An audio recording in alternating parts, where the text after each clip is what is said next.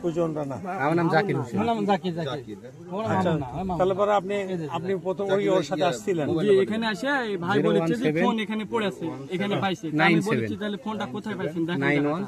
পরে এখানে জায়গাটা দেখালো, আমি আবার আস্তে আস্তে এক দুই মিনিট আগে আসছি, দেখি এগুলো তো মারা টারা ফেলে দিতেও পারে। পরে আমি আগে আসে সর্বপ্রথম লাশি দেখে পাচ্ছি পায়া। ঠিক আছে না, মাহবুব ভাই যে মারা গেল সেটাই হলো মাহবুব। আমরা আসছি যে মোবাইল কোথায় পেলেন? আপনার নামটা কি জানো? আমার নাম মোহাম্মদ নজরুল ইসলাম। নজরুল ইসলাম। আচ্ছা, ফোন পাওয়ার পরে এই ফোনের সন্ধানে আপনি আসছিলেন? ফোনের সন্ধানে আমরা এখানে আসছি। আপনার নাম মাহবুব না? না, আমার নাম নজরুল। নজরুল ইসলাম। বাবার নাম কি? বক্সি প্রাণী। কি? বক্সি প্রাণী। মানে গ্রামের নাম? হাটমাদনগর। হাটমাদনগর। ওটা কি হয়? ওটা আমার ভাগ্নি জামাই। আপন ভাগ্নি জামাই। আপন ভাগ্নি জামাই। তারপর এখানে আসার পরে প্রথমে ওনার কাছ থেকে ফোন নিলেন? ওখানে নিচে নামে ওখানে যা ফোনটা নিলাম, নিয়ে কিছুক্ষণ গল্প করতে করতে তাহলে কোথায় গেল, তাহলে ভাই পরে আবার বললাম যে ভাই আপনি মোবাইল কোথায় পালেন? তো পশ্চিম পারে পালাম, তাহলে জায়গাটা আমার দেখান। এই আসে আমরা জায়গা দেখায়, তারপর আমার সাথে ওই ছেলে ছিল, ওই ছেলে আবার যায় দেখতে ভাই দেখ এখানে মাহুর ভাই পড়ে আছে। এটা কি ওই ছেলেটা কি? ওই ছেলে চাদর বয়স কত হয়তো 28-30 হবে। আপনার বাপের নাম কি? মকলেসুর রহমান। মকলেসুর রহমান। গ্রাম? রামপুর। রামপুর। আপনি যে প্রথমে কি পাইছিলেন, কোথায় কি হচ্ছে? আমি গরু খাওয়াতে লাগে, এখানে ফোন বাজে। হ্যাঁ, কটার দিক হবে ওটা? ওটা আনুমানিক হয়তো কিছু কম বেশি 11টা। 11টার দিকে। আজকে 11টার দিকে আপনি দেখতেছিলেন যে ফোন বাজতেছে। হ্যাঁ, ফোন আর স্যান্ডেল আমি দেখতে পাচ্ছি। আমি সর্বপ্রথম এটা টাকা দেখে লাশ দেখে, পরে আমি ফোনটা নিয়ে ফোন রিসিভ করছি।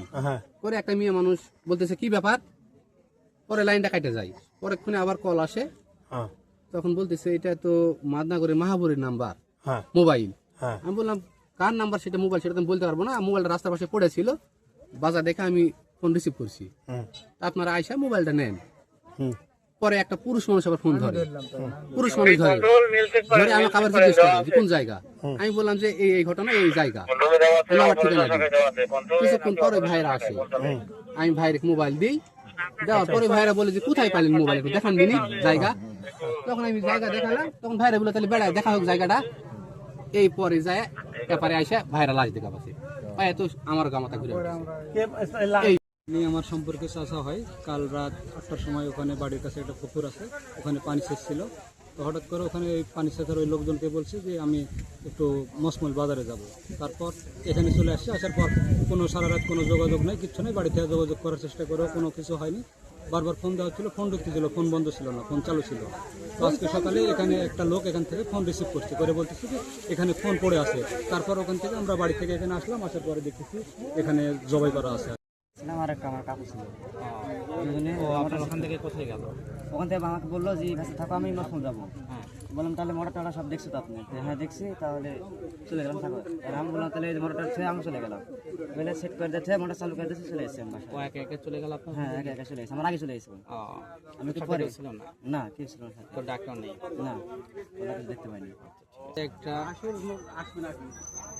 স্যান্ডেল আছে, মোবাইল পড়েছিল, আর এর ঘাড়ের পিছন দিক থেকে কাটার ক্ষত চিহ্ন আছে। এছাড়া অন্য কোনো আপাতত পাওয়া যায় না।